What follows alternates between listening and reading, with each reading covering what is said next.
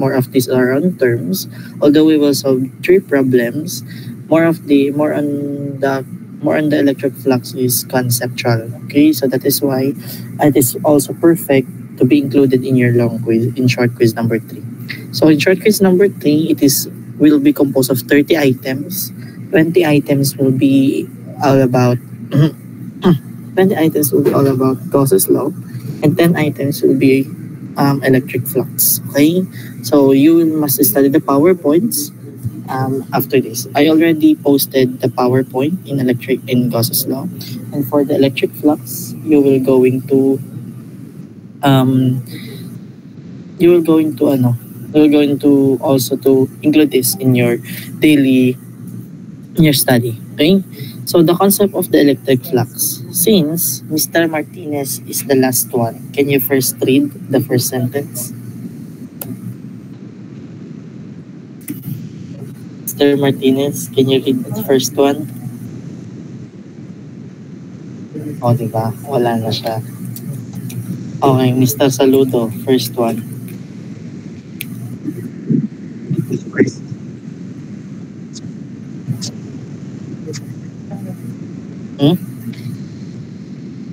Number 1, can you read, Mr. Jake?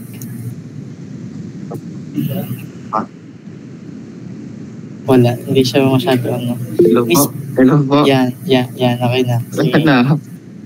The first one, the force.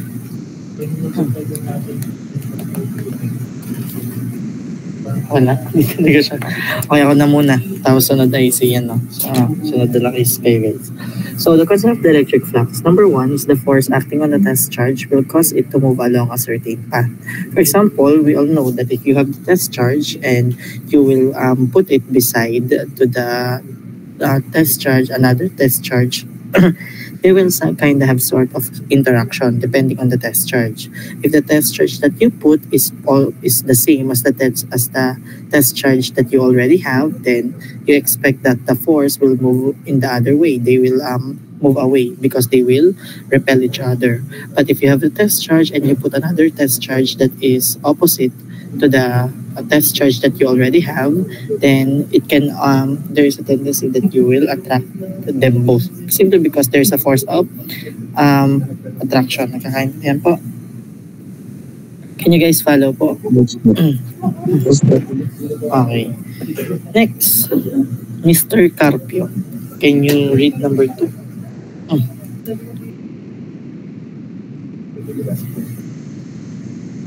Mr. Carpio. Darcy. Wala rin si Darcy. Okay. Let's move on, Mr. Naghang lang po lang. Okay. Sige. So, were you able to read number 2? Opo, nasa cellphone na po ako. This Okay. path represent lines of force or electric field lines called electric flux. Okay. So, as you can see guys, again, if you have a test charge here, let's say it is positive, and then it is also here, it is negative. So, they will tend to attract to each other. Okay? They will attract to each other. And these lines, itong mga lines na to, they are what we call the electric flux. Just like what I'm saying yesterday. Okay, the electric flux are the lines of force. So technically, the electric flux are visual representations on how the forces of attraction and repulsion right there. Okay, because we cannot visualize on how the objects or how the charges will behave, whether they are repulsive, whether they are attractive. So therefore, in order for us to visualize this kind of attraction and repulsion, we are drawing lines, and those lines are what we call the electric flux. Okay po? Can you guys follow? Yes po, sir. Yes po, sir. Yes po. Okay. Thank you very much, guys. Mr. De Leon, kung nandito ka man, can you read number 3? Wala. Mr. Pilias, can you read number 3? Yes po, sir. Okay, paki-read. Electric flux lines are not real. However, it is very useful in order to understand and describe the behavior of electric. Okay, very good. Just like I am saying, guys, there are really no lines because again we do not see lines when the test charge are either repulsive or attractive or any behavior or the behavior of the test charge, but it is a visual representation. Okay, in order for us to describe and understand the behavior of electric fields, just like what I said already in number two. Okay, that is what electric flux means.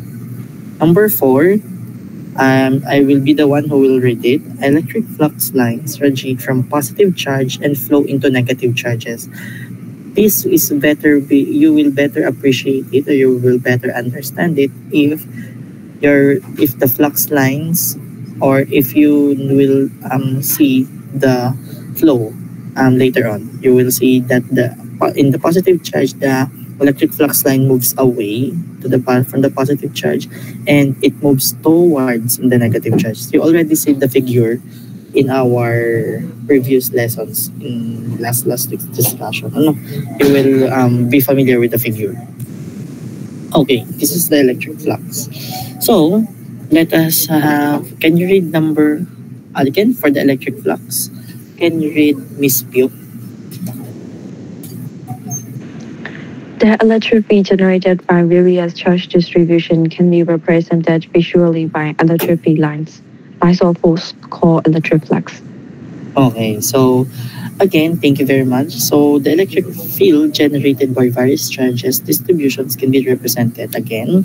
The electric field lines are the lines of force. So technically, they are the lines of being repulsive or attractive. Again, guys, this is just a repetitive statement. Next.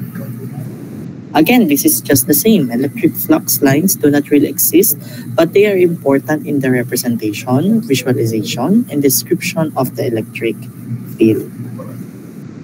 Okay po. The experiments of Michael Faraday led to a conclusion that the total electric flux generated by a point charge is equal to the magnitude of charge in coulombs. So just like what we have discussed yesterday, Michael Faraday is some sort of scientist who loves to experiment. Okay, so in one of his experiments, he arrived at a conclusion that the total electric flux, meaning the total electric lines, okay, that is generated by a point is equal also to the magnitude of the charge. So it means that if you have the charge 6 coulombs, then the electric flux on that test charge is also 6 coulombs. Okay, thus psi, which is that charge in coulomb, is equal to psi is equal to Q, which is represented by the Greek letter psi. Okay po? Can you guys follow po? Yes. Po. Yes, sir. Okay. So again, this is more on of a conceptual lesson, guys. The electric flux, ito ha. You will always remember this. The electric flux is measured in coulomb and it is a scalar quantity. So it is not a vector quantity, meaning the scalar, it only has magnitude and it doesn't have any directions. Okay, I will repeat. Electric flux is a scalar quantity, not a vector quantity. Better be familiar with that phrase, okay? I am giving already hint for some items that will some follow in the quiz. Okay, this is the setup depicting Faraday's experiment. So for example, this is the plate po. Okay, so in one of his experiment, he has some plates. Okay, 2 plates. And then between these 2 plates, we have the radius for the first plate and the radius for the second plate. Okay, around the plate, you have the charges or the test charge. He conducted this experiment. Okay, so what is the details of this experiment? The inner sphere, okay, was given a known positive charge. Okay, this is a positive charge. The 2 spheres are separated by dielectric. What do you mean, sir, by dielectric? Dielectric is another term for resistance. Okay, so resistance, resistor, something with the concept of resistance. I know you are familiar with the resistance in your circuits, okay? So as you can see, the outer sphere and the inner sphere, okay, The outer sphere and the inner sphere is separated by what? This is being separated by this dielectric. Sir, what do you mean by dielectric resistance? What resistance? Ano? What is the resistance? Mainly air. Because some air, it can also act as a resistor. The outer sphere was discharged by connecting it to the ground. So what is the outcome of the experiment? Faraday found out that the total charge on the outer sphere, indeed the total charge in the outer sphere, is just equal to the total magnitude in the inner sphere. That is why on our previous slide, it is also stated that to a conclusion that the total electric flux generated by charge is equal to the magnitude of the charge in Coulomb. That is what this is what our this is what his experiments look like, and this is the outcome. So he was able to conclude that despite of this, they are just the same. Okay po? Can you guys understand? Yes po. Yes, sir. Yes, sir. Okay. Sige po. Thank you very much, guys. Wait, may nag-chat. Wait lang ha. May nag-excuse. Wait for a moment. Basahin natin yung chat. Wait.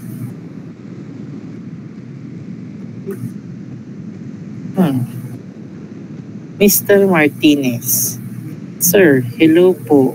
Pawala-wala po signal ko. Pasensya na po. Hehe, heart. Nako. Nako naman. Sige.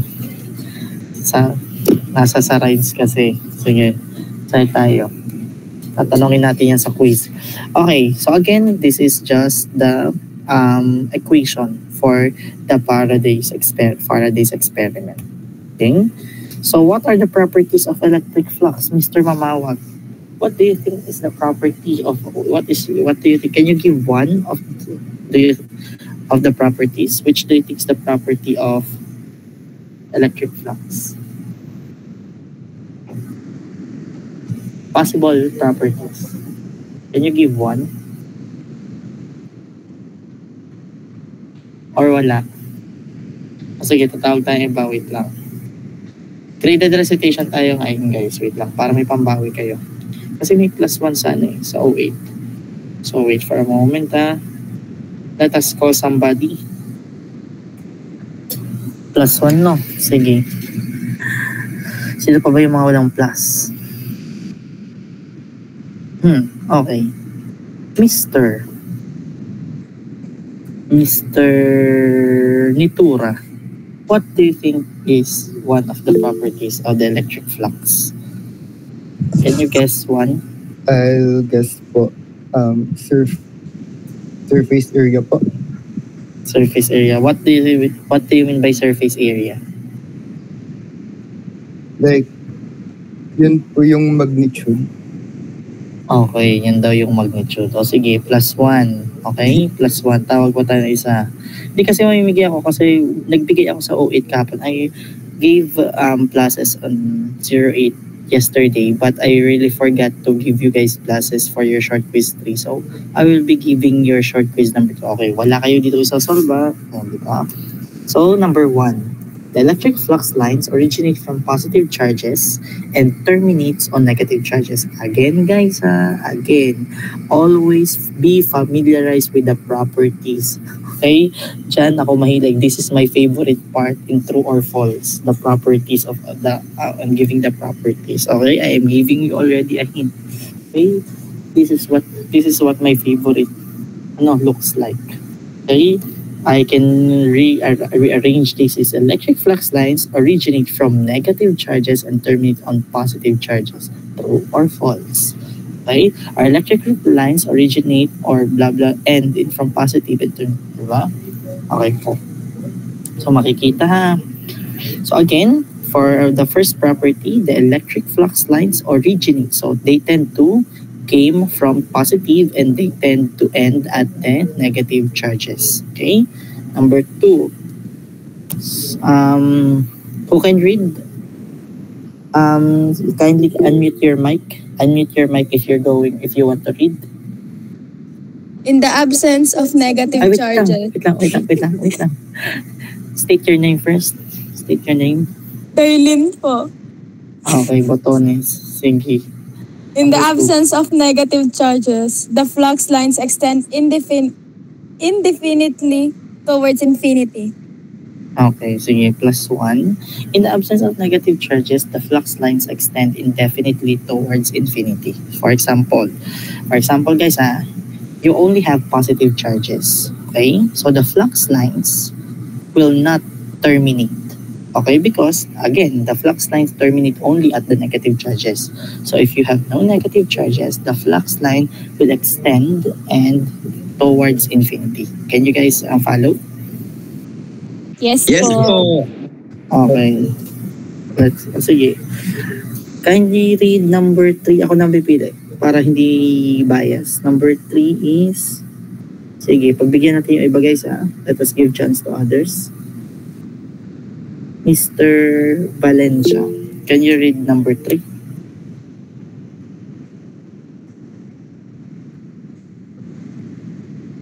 Mr. Valencia.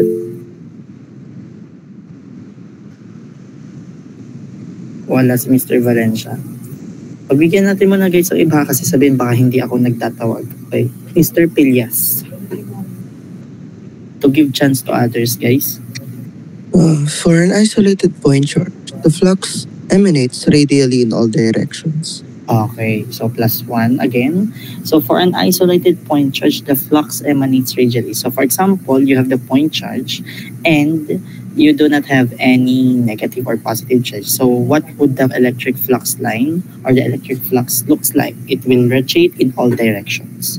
Okay guys please remember the properties. Okay? Remember the properties. 2 to 3 questions will come from this. Okay? Next, number 4. Can you read it, Miss Makasinag? Number 4, field lines never cross each other. Okay. So as you can see guys, the lines will not cross. Okay? This is the property It will never and ever cross to each other. Okay? Thank you Miss Makasinag. +1. Let us give chance to other guys Let us give chance to others kasi baka isipin ng iba unfair. Yung kung sino yung kakilala ko, siya lang yung tinatawag ko. Okay? So sige. Let us give chance muna to others. Next, Miss Alegia.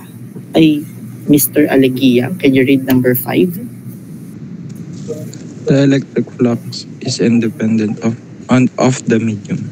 Okay, very good. +1 again. The electric flux is independent of the medium. So meaning, the electric flux is not dependent. So it really depends on its medium. What do we say by the medium?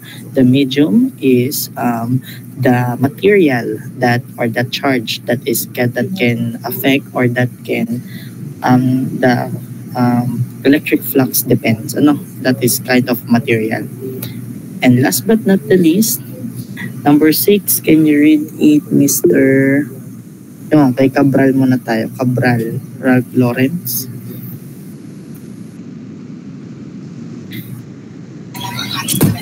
The magnitude of the flux depends only on the charge from which it originates. Okay, +1 again. Okay, again guys binibigyan ko ng chance yung ibang humabol. Okay, yung iba kasi ay medyo goods na. So hindi ko muna sila tatawagin. So the magnitude of the flux depends only on the charge from which it originates. So again, for the magnitude of the flux, it is totally dependent. It is totally dependent on the charge from where it originates. For example, if the charge that the flux originates is from the positive charge, okay? So the magnitude is really affected by the nature of the charge itself, okay? Whether it is positive or negative charge. Yun, meron pa. Last but not the least, sa ating +1, sino nataas na kamay? Sino nataas? Who are raising their hands? Kindly unmute and state your name muna. Kiambao po. O yun, Kiambao. Sige, Mr. Kiambao, can you read number 7?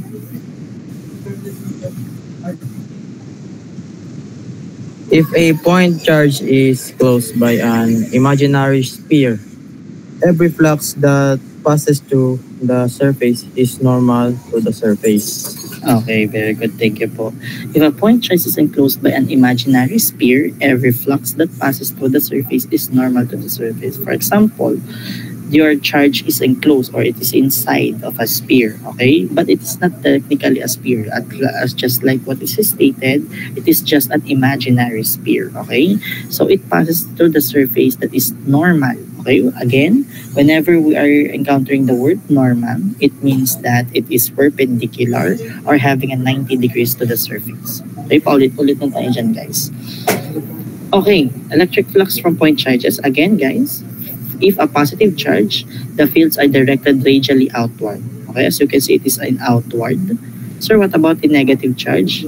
That for a negative charge, the field lines are directed radially inward. Papasok naman po. Okay, so can you guys follow or can you guys imagine? Yes po. Yes, sir. Okay, thank you. Miss Pio, I will not have your plus because you already have plus in your long quiz number. In short quiz number 3, you already have plus 3 because you're the highest from short quiz number 2. So you already have plus 3 in my record. So don't worry. Next naman natin. So the electric flux density. So electric flux density refers to the number of flux passing normally through a given surface area. So when we say density, it is the number of flux or the number of lines that will pass through a given surface area. When we say surface area, the area that is being passed by those lines. So it is the psi over E, which is the area. But yung psi natin is equal to Q for a point charge enclosed in an imaginary space of radius R, the electric flux density is, ito yun, okay? So as you can see, since psi is also equivalent to Q, so that is why we substituted psi into Q. And since we have imaginary sphere, the area for the sphere is 4 pi R squared. So that is why this formula can also be written in Q over 4 pi R squared. Okay?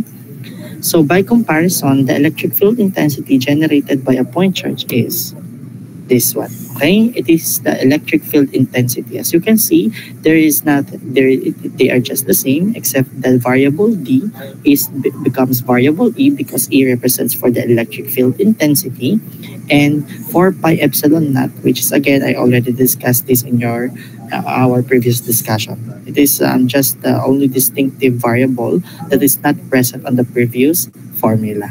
Okay. So thus, again, as you will remember on our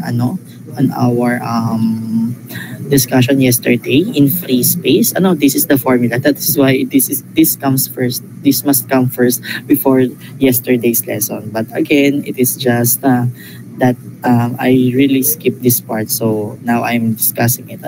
So D is equal to the epsilon naught multiplied by the electric field intensity. The unit of electric flux density is coulomb per square meter. Again, ito yung mga paborito ko. This is what my favorite. Fill in the blanks. Fill in the blanks are true or false. The unit of electric flux density is coulomb per square meter. Dapat guys, you will take note of what I am giving you hint. So that is why kasi mapapasama yan. Kasi this is the measurement on how you understand well the lesson. So D is a vector quantity. Okay? So it is a vector quantity. Okay, let us now solve some examples, so that we can go home. So this is just 3 examples that we have, and these are just again kinda easy to each other. So we will going to try. We'll try na. We'll try. Okay. Determine the D. Determine D at a 403 if there is a point charge. If there is a point charge, negative 5 pi millicoulomb at 400, and the line charge 3 pi millicoulomb per meter. Okay, so let us try to first have this first. Okay, so what the first thing that you're going to do, guys, is of course to find the radius. Okay, you will find the r itself because as you can see, guys, your d in your formula, in our formula, it is equal to q over 4 pi r squared, okay, multiplied by ar. If you will just go back to our formula, this is the formula. So first, let us find the r. Ano? In order for us to find the r, you just need to what? Substitute it. Okay? You just need to substitute. You just need to subtract the distance of the 2 points. So how do you go? How are you going to subtract this? 4 minus 4, 0 minus 0, 0 minus 3, or 3 minus 0. Okay? So this will be 4 minus 4. This is your ax. Okay? 4 minus 4 plus 0 minus 0, 0 minus 0, ay. Okay? And then you will have 3 minus 0, your AC. So you will going to have 0 plus 0 plus 3. So this is 3 AZ. Can you guys follow po? Yes po. Yes po. Yes po, sir. Okay. Okay, thank you. So you have AR is equal to AZ. Okay? So R is equal to 3 AZ. Now po, ano? So you can now substitute this one for your D1. Okay? For your first charge, the here is negative 5 pi. Okay? So for your D1, you can just substitute this in negative 5 pi a millicoulomb. Milli means times 10 raised to negative 3 all over 4 pi, okay, multiplied by 3 squared. Okay po? Can you guys follow po? And since this is not AR already, this is AZ. I will just replace it with AZ because the AZ is just the one, ano? AZ. Okay? So D1 is equal to, can you guys give me what is D1? Negative 1.38 times 10 raised to negative Negative 1. 1.38. Okay, lagyan ko lang ng 9 no, kasi may 9 to. Times 10 raised to negative ano? Negative 4. Okay. AC. Sino sumagot? Robles po. Okay, plus 1. Coulomb per meter squared. Thank you, Mr. Robles. Plus 1. Okay, next. For your D2. Ano? For your D2. What do you mean, sir, by D2? Okay. Sir, does that mean that in D2, I will just going to have this 3? Actually, no. This is not. This is a different case. In order for you to solve for D2, ano, as you can see, guys, if you will plot this, in your D2, which is in this 3 pi at 400. What do you mean, sir, by this? Okay, for a line charge along the y-axis, guys, ano, the distance from the axis is again for 403. So anong gagawin natin for your D2? So in D2, you will need to transform this, ano? So you will need to find the another value for R. So sir, how do I find the another value for R? Again, R represents the radius. If you will going to remember, R is for radius. So the other term for, if you have 3 axes, no, if you have three coordinates, you can just use the formula in transforming cylindrical coordinates. Rho, which is also represented by radius. Ano, radius yan? Is equal to the square root of, if you will going to remember, x squared plus z squared. Okay po? It's just x squared plus z squared. So, what we're going to do, the next thing that you're going to do is your D2.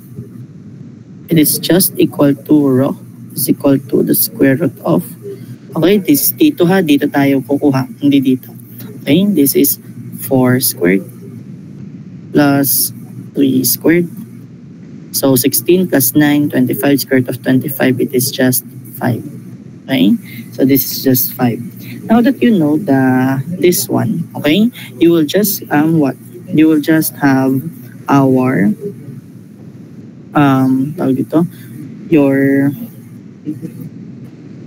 you will just going to find the unit vector for this one, okay? Because again, in your D2, remember your D2 is equal to what do you mean by D2? D2 is equal to Q over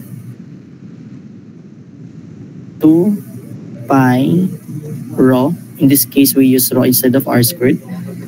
A rho. Okay? A rho. Now, sir, I have a question. Where did you put 2? Ano? Why isn't it is in 4?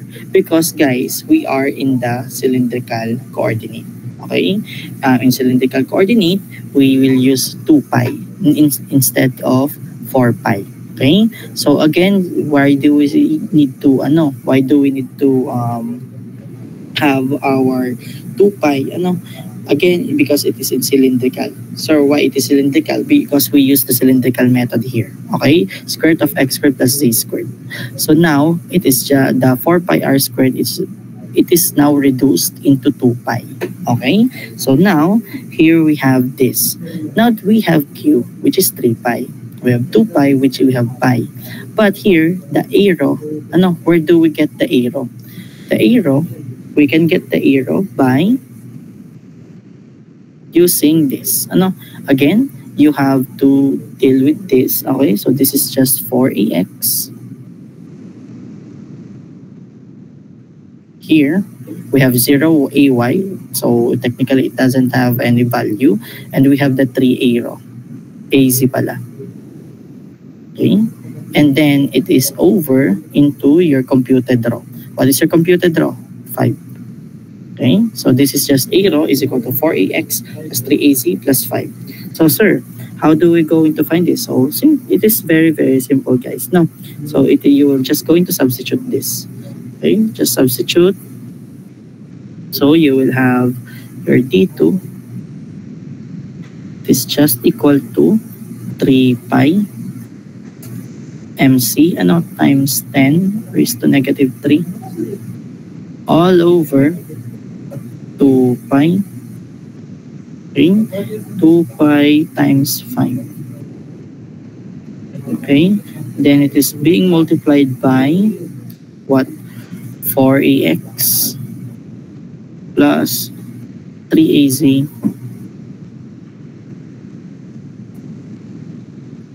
let us compute first, no? Divided by 5. Okay? So now, how we're going to substitute this, guys, no? Paano natin isa-substitute yan? So, D2 is just equal to what? Technically, you can have we can compute this, guys, no? 3 pi, so this can be cancelled. So this is just 3 times 10 raised to negative 3 over 10 multiplied by 4ax, okay, plus 3az all over 5. Okay, so after that we can have this, no? So D2 is equal to what? This 4ax, guys, and 3az, I can just rewrite this, no? Paano gagawin natin dito? Okay, gets. So this will be just so paki-compute ako, guys, ito yung 3 times 10 raised to negative 3 over 10. This is being multiplied by 4ax plus the az. So, ang gagawin na natin dito, if you will just compute this, we will have 6 times 10 raised to negative 5. Okay? Algebra lang. Then this will be 4 AX plus 3AZ. Okay, so guys, why sir the 5 disappears? Again guys, for the sake of algebra purposes lang, for algebra. So I multiplied this by both 5. So if I will multiply this by both 5, this will become 2, this will become 5, so 2 times 3 and something. So algebraically, so para hindi tayo malito. So again, your D2, 4.2 times 10 raised to negative 4. 4.2 times 10 raised to negative 2. Itong 6 times 10 raised to negative 5. Negative 4 po. Agagawin nyo, times 4. So you will distribute this guys inside. So bale, this will become 6 times 4, 6 times 3. 2.4 times 10 raised to negative 4. Okay, very good. 2.4 times 10 raised to negative 4. Okay. AX. And then 1.8 times 10 raised to negative 4 po. okay, thank you. 1.8 times 10 raised to negative 4 AZ. Okay. Coulombs per meter. And then, guys, anong gagawin natin ngayon? Then you will just calculate for the total D. So D is equal to D1 plus D2. Okay? Don't worry, baka hindi ko naman to include sa computation. Yung susunod na yung susunod na problem baka include ko. So D is equal to, again, if you will going to just grab this guys, and if I will going to make it micro, gagawin ko siyang micro. If I will going to make it micro, would you agree that my answer will be 240 AX, okay, plus 180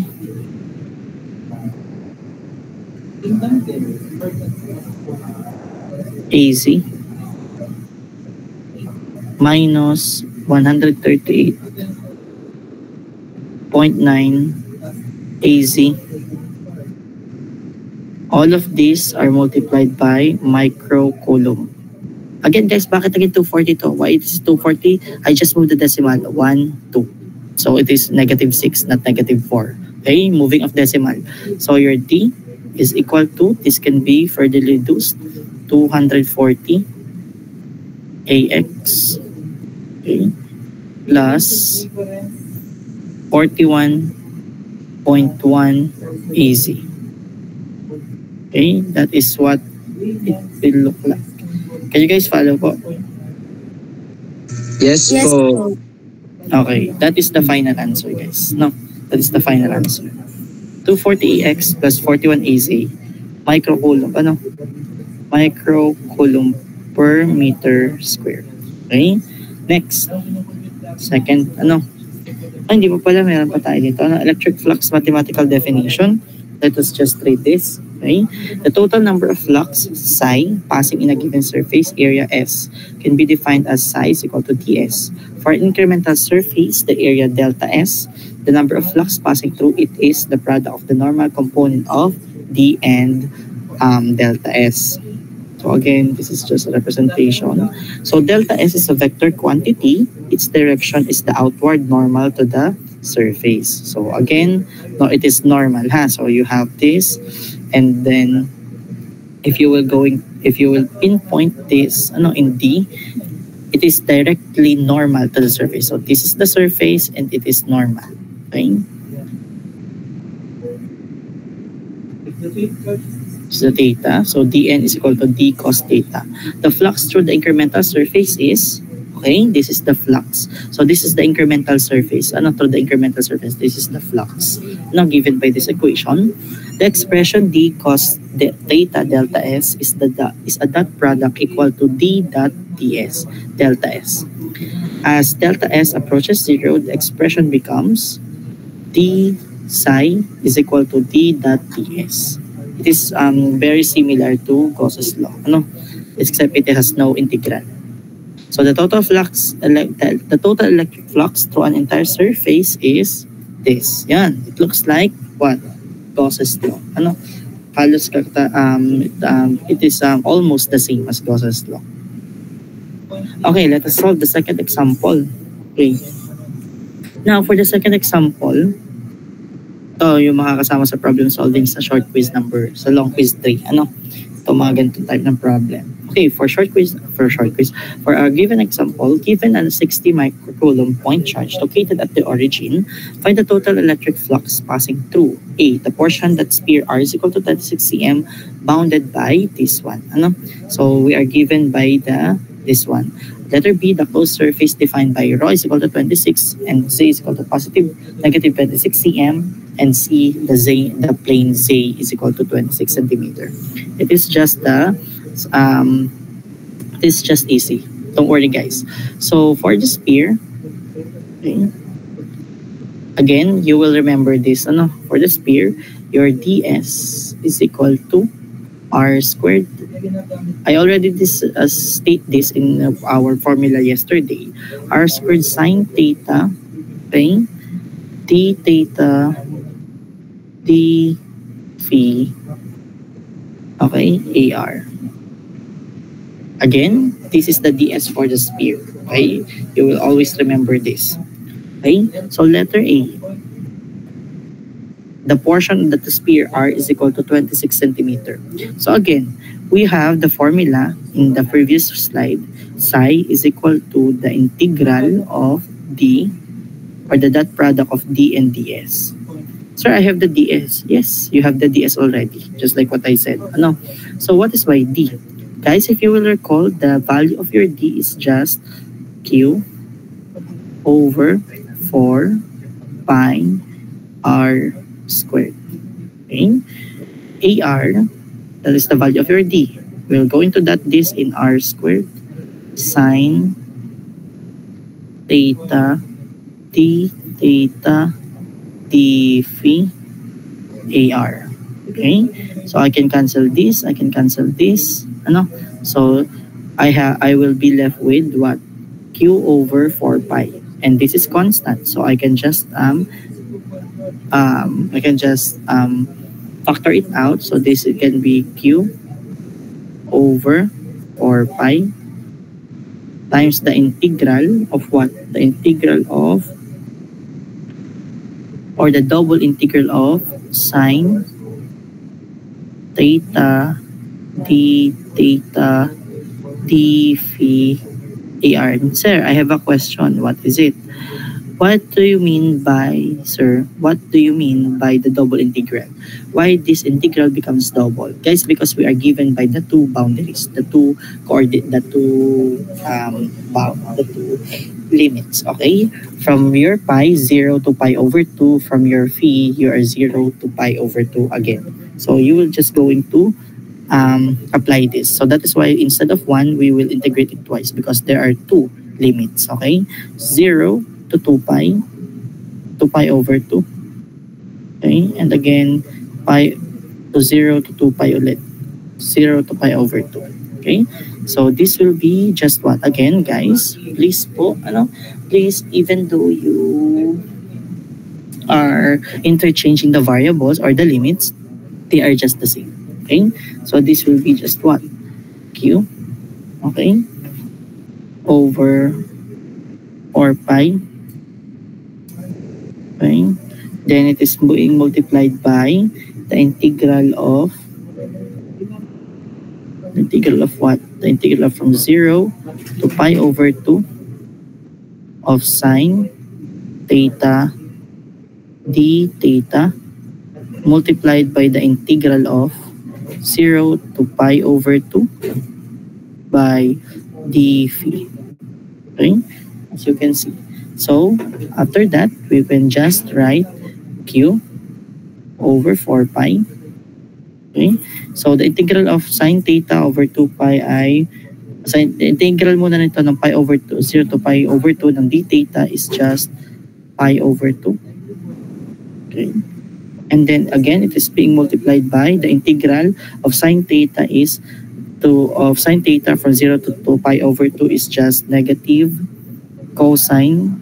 Again guys, if you didn't know the integral, so please kindly revisit.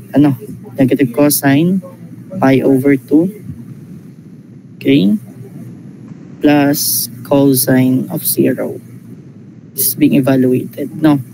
And now you will going to have this. You will going to have, guys, what is your Q? Your Q is 60, diba? 60. Then this can be cancelled, guys, 60 microcoulomb all over 4 times 2 is 8. Okay? And then this will be negative cosine of pi over 2. And cosine 0. What is the answer, guys? 1 po. Ay, 30. 30 ba? Itong part na to, 60 microcoulombs, or sabihin na natin 60 over 8, kahit naka-micro yung sagot, in microcoulombs, guys. Okay, so bale 60 over 8 multiplied 7.5. Okay. Sino sumagot na 7.5? Dalawa po. Sino sumagot na 7? Sino? Sino? Ako po at si DA. Okay, sige, both plus 1. Okay, so 7.5 guys. Although I am giving chance to the others, please cooperate in our discussion. Kaya sila yung na-flaplasan simply because they are the one that is only solving, Kaya sila nadadagdagan. So this is 7.5 microcoulomb. Yes, thank you for that. Now, for the closed surface, sir, what do you mean by the closed surface? So this is 7.5 microcoulomb. For the closed surface, guys, what do you mean, sir, by the closed surface? For the closed surface, this is just, again, sir, closed surface. Does that mean? Yes, Gauss's law. Diba? So this is just equal to the Q. So if the given is 60, then in closed surface, we also have 60 microcoulomb. That is why you don't need to solve anything. Okay po? Gets? Kung paano nakuha yung 60 microcoulomb? Yes po. Yes po. Okay, very good. Thank you. And last but not the least, guys, Z is equal to plane Z is equal to 26 centimeters. Sir, what are we going to do? Imagine, guys, sige, or this plus 1 ulit ko sa mga kasagot. If you have positive negative 26, the closed surface area defined by rho is equal to 26. Again, closed surface is again 60. But its limit is from positive to negative 26. Positive to negative 26. But what if this is just 26 cm lang? Pi, positive. Just positive. What do you think will going to happen? What do you think is equal to what? Again, 60 microcoulomb for positive negative 26 cm. Okay? But what if it is only 26 cm right now? So from positive to negative 26 cm, it is 60 microcoulomb the charge. Okay? But how about for the plane Z, which is just in positive 26 cm? What do you think will happen? Plus 2. Sino makakasagot dito? Who will ever, no matter or who compute this, no matter who will compute this, plus 2. If you will just analyze the problem.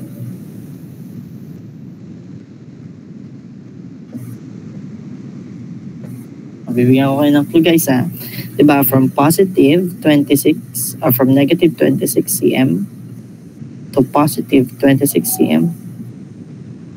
No. It is just equal to what? 60. Okay? 60 microcoulombs yung charge. But what if 26 cm? It is just from the positive 26 cm. What will be the charge? Pero magiging 30 po. Sino sumagot? May dalawang sumagot. May dalawa. Sino yung dalawang yun? Yung nauna. Robles Marca. Sinong nauna? Robles Si at MC saka sino? po. MC. Very good. Plus 2 both of you. Thank you. So magiging 30 lang siya because Q will be just divided by 2. Kasi from negative, nawala lang yung negative. So from positive to, from 0 to 26 na magsisimula. So this is just equal to 60 microcoulomb divided by 2. So sabihin nyo sa guys, yung may mga plus pakitandaan, it is just equal to 30 microcoulomb. Very good. Nice analyzation, guys. Thank you, thank you. Okay, next po. Last but not the least. Last but not the least, guys. Bibigyan ako kasi wala na. Sinong tumataas ng kamay? Sir, tanong lang po dun sa ano po, sa formula po ng sphere po. Sadya pong wala po yung DR. Wala tayong ginawang DR simply because hindi siya applicable dito. Kasi na-cancel din naman. Naka-cancel. At the same time, we have no limits for DR. As you can see, the given is only theta and only phi. Okay, but if you will have the limits for R, you can include DR. Okay po, thank you po. Pwedeng include up. Yes po, thank you. Thank you, Ding. Last but not the least, guys, tapusin na natin ang klaseng ito. The electric flux density in a region is given as D is equal to 10 AR plus 5A theta plus 3A phi. Determine the electric flux passing through the surface bounded by the region Z is equal to 10 equal or greater than 0, and x squared plus y squared plus z squared is equal to 36. So anong gagawin natin dyan? So the first one we are given D. We're given D is equal to 10 centimeters coulomb per cubic meter. Sir, why do you mean by 10? Sir, guys, as you can see, sige, discuss muna natin, Let us discuss first. So, again, we have the differential surface or element, ds. Again, since this is a sphere, r, theta, and phi. So, again, it is also applicable, r squared, okay, sine theta, d phi, d theta, d phi. Okay? Next po. So, nagagawin natin. Define the limits. Define the limits natin. Sir, di ba, guys, if you were going to find the limits, psi is equal to the integral of d multiplied by ds. America ds ka na. You have already your ds. This is the ds. Sir, what is the d? Okay? The d, guys, is actually just equal to the dr squared. Okay? This is just for the dr squared. Wait, checking ko lang kung may valid explanation to, ha? Para lang so that I can furtherly explain. Checking ko lang, guys. Wait for a moment. Checking ko lang dito yung part na yan.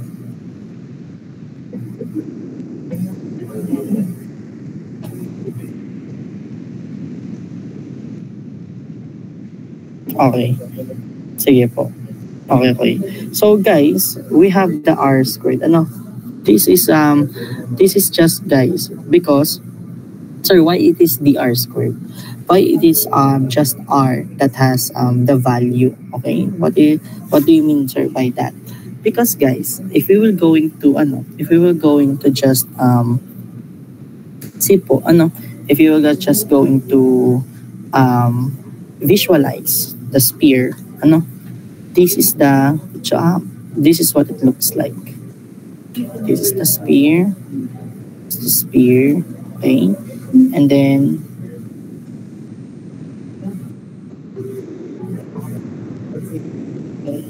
yan po ang itsura ng sphere natin dyan. Okay, as you can see, guys, this is your x, your y, and your z. Okay, so as you can see, your ds nga again is just r squared sine theta, so okay, sorry, this is theta, no? Sine theta d phi multiplied by the AR itself, ano? Multiplied by AR. So, the first thing that you're going to do is once again to find the T. Kasi you already have the TS. Okay? So you can see guys, in your R, in the variable R, you have 10. In the variable theta, you have 5. And in the variable in the variable R, in the variable A phi, you have 3. But it is also stated that Z is greater than or equal to 0. So what do you mean by Z? Z is this part. Okay? So technically, you will have no inclination or bend. There is no angle right here. So that is why it is just only what? It is only the radius from 0 to x, from 0 to y, and from 0 to z. Technically, because z must be greater than or equal to 0. So that is why it is just stated, or you will just going to put 10, instead of having 5 and 3. Because 5 is associated in A theta and 3 is also in phi. Because there is no angle. No, there is no angle. It is clearly flat. Okay? It is sphere, looks like this. Okay? It has no inclination. It is just, imagine a cup or a bowl, and you put it invertedly at the table. It has no angle. That is why we have no theta and we have no phi. Okay? So this is just D is equal to, this is your 10. But sir, how about the R? Okay? How about sir the radius? Because this D, it is come from 10. But how about the radius? How do we compute, guys, for the radius? Guys, if you will also notice, this is also a circle. Diba? It is also a circle. This part is a circle. So if you will going to revisit, what is the equation of the circle? Equation of circle. What is the equation of the circle? X squared plus y squared is equal to r squared. In your senior high school days, this is the x squared plus y squared is equal to r squared. Sir, we have the equation below. So, what do you mean, sir, by the z? Z will be disregarded simply because it is just x squared plus y squared is equal to r squared.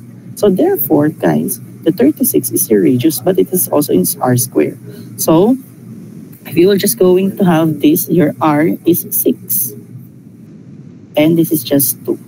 Okay, so D is equal to 360.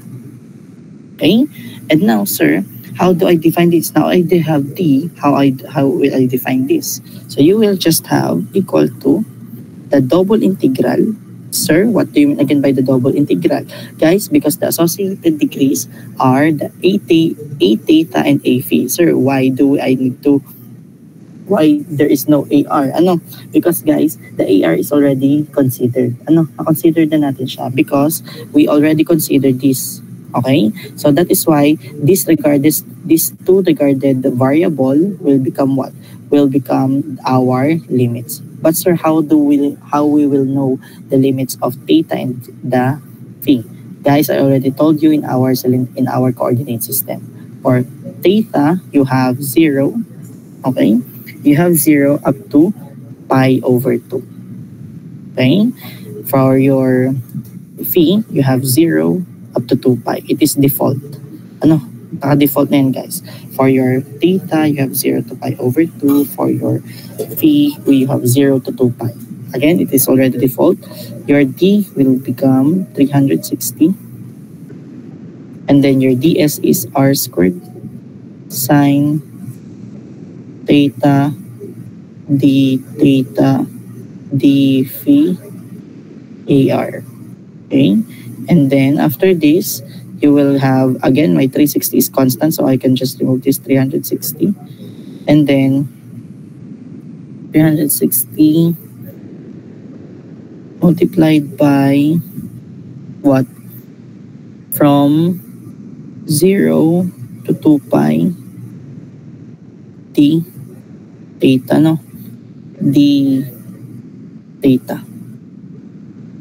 d phi, sorry. And then multiplied by 0 to pi over 2 ng sine theta, okay, d theta.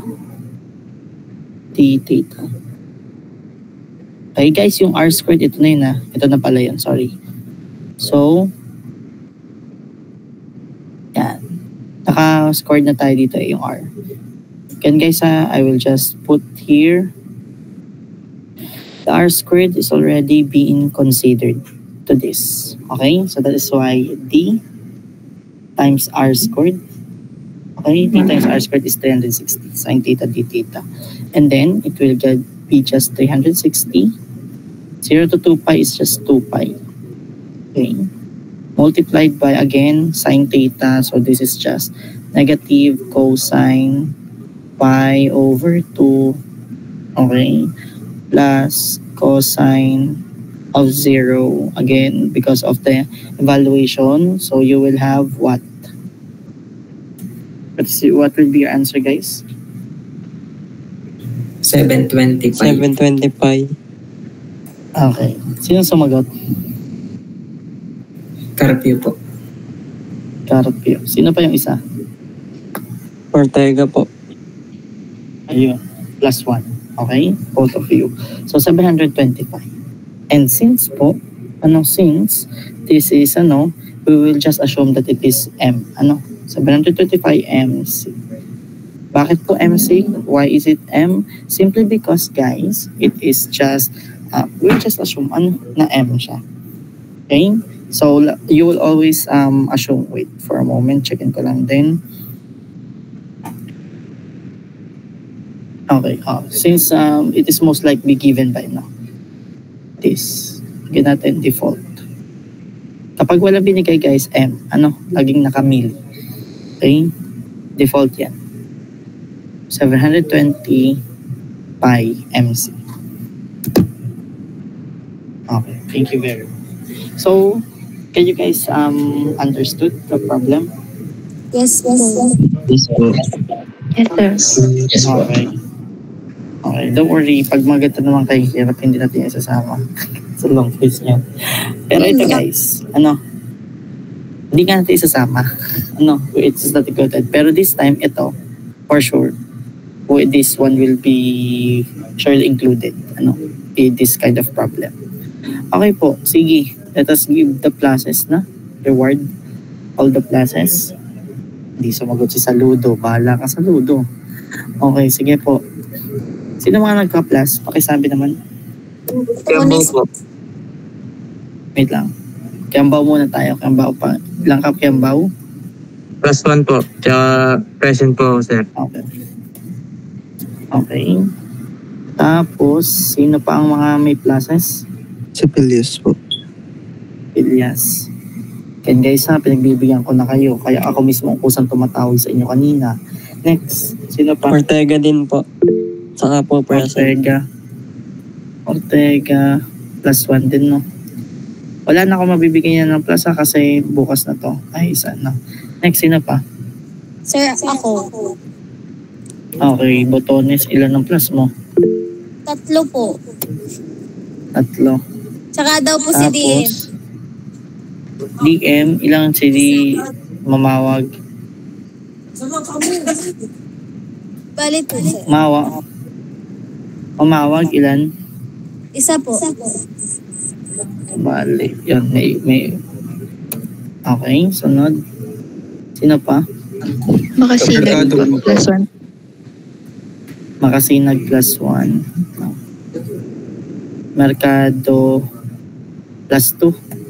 Ito ka ba Mercado? Opo. Okay. Tsaka si sino Robles, pa? sir. Sir, Robles po. Robles. Plus 3. Ilan ka Ilan? Okay. 3 po. Next. Sino pa? Carpio po. Carpio, ilan? Plus 1 po. Okay. Sino pa? Mituro po. Ano? Mituro po. Itura. Plus 1 po. Plus. Okay. Sino pa? Pasabog na tayo sa plus 1. Cabral po. Ano? Cabral, okay. +1. Sino pa? Alegria po, +1. Okay. +1. Pasabog na naman tayo. Sabagay, kaya nga pinili nyo incentive eh. That's why you chose incentive. Okay, sino pa? Wala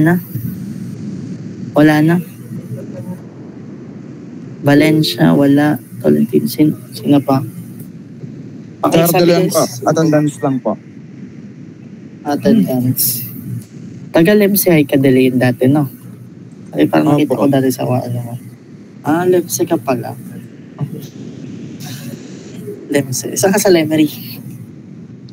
Pero ako po yung taga-Gonsilio po. Pero sa Lemse ka, nag-senior high. Okay. Pero saan ka nag-high school? Lemery din po. Sa West. Sa West. Sa West. LMNHS. Doon ako nag-high school eh. Sa West. Okay, sige. Kaya pala. Okay, next. Sino pa? Present po. Russell Jan Ramirez. Okay. Thank you very much. So guys, do you have any questions or clarifications? So, for our quiz guys, for your quiz, the short quiz number 3 is again all about concept only. So the computations are not yet included again. So study the concepts. This electric flux and Gauss's law is the coverage for our short quiz number 3. Your short quiz number 3 will be on. So we have no classes in 1 and 2. Then I will discuss electric potential face-to-face. This is online. Supposedly we are in face-to-face right now, so online. Then in 8 we have no class, Saturday class online, November 9. So on November 9, we will going to have a short quiz number 2. Again, I am already telling you guys. Again 2 weeks, exactly right now, 2 weeks before, I already announced that we have a short quiz number 3.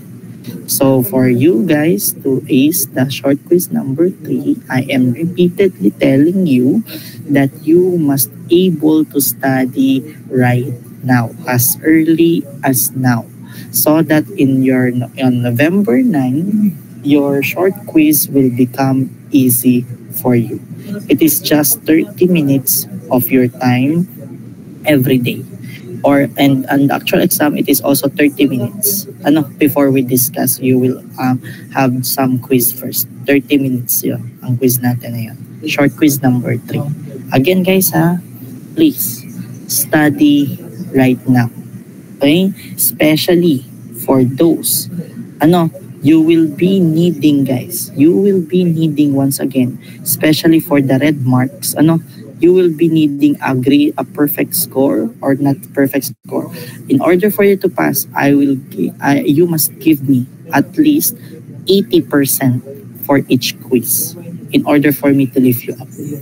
I will repeat, for each of you guys, it is tougher because it's not simply passing because you're already failed. It is not just enough that you just pass the quiz. I am needing an 80% from you guys. Mr. Acuña, Mr. Aleguia, Cabral, De Leon, Di Pasuil, Evangelista, Mendoza, Orense, Ortega, Villas, Kiambao, and Mr. Valencia. I will be needing 80% of your score, not just 60% anymore because you are already failed. My requirement is for you guys to be 80%. Again, in order for you to not fail our subject. So if I will going to give you 30 items next week, you must be able to deliver me 24 points and above. To those red marks, your passing score is once again 24 points. For those who are in the orange line, for those who are not in red mark, I just need 60%. So you just need to give me, if it is 80, if it is up to 30, so 60% is just 18. Your passing is 18. Meanwhile, the red marks, your passing is now 24. Okay, sir, what will happen if I will not pass? What will happen if hindi ako nag 24%, no? I'm nag 24 out of 30. Then you are getting nearer and nearer to your grade. You are getting nearer and nearer sa 5. Mas lalapit kayo ng lalapit sa 5, guys. Okay? 5 na nga kayo so mas lalapit pa kayo dito. Okay? So because we have short quiz 3 and siguro probably this is our last short quiz. Probably. Okay? Kasi ang susunod na ay long quiz. So probably kaya kung makikita nyo guys, mas maunti yung pinaaral ko sa inyo. Simply because I want you to ace the short quiz 3. Again kaya kaunti ang pinapaaral ko sa inyo. That is why I am giving you just 2 topics to focus on. Kaya kung hindi pa makapal ang mukha nyo, mag-aaral na kayo ngayon pa lang. Sa dami ng aaralin na to. I-upload ko lang to guys. Wait for a moment. Magtagal nga rin tayo hanggang 11:30. Wait lang. File ko lang. Save ko na to Again 24 ang kinakailangan ko na 24 ang kinakailangan ko na score sa inyo sa mga bagsak na. Okay, hindi na sapat ang 60, 80 ang magiging passing nyo sa akin para ma-lift up ko kayo. Sige, ko na to i-post ko na to.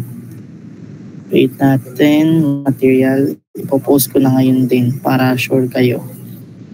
So this is electric flux. Then, sabi mo sir, mabilis lang. Sorry guys, nagtagal tayo sa computation Browse. Tsaka nagbigay kasi ako ng madaming classes. Nagpabasa ako. Electric flux.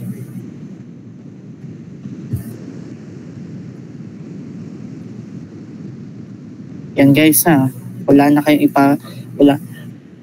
kayong idadahilan dyan. Sigurado ako dyan.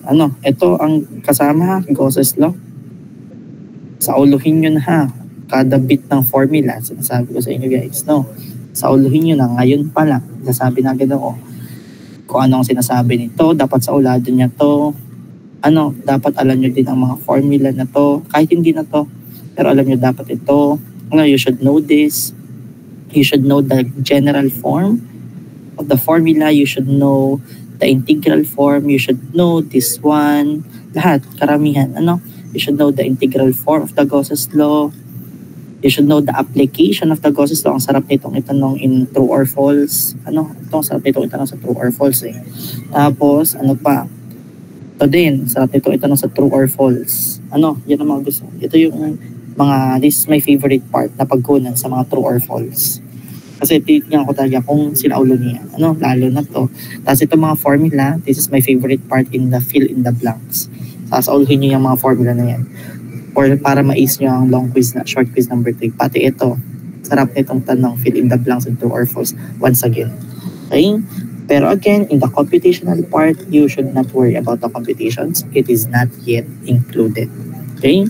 That is why again, I am giving you 2 weeks head start to really grasp the concept. Gauss's law and the electric flux.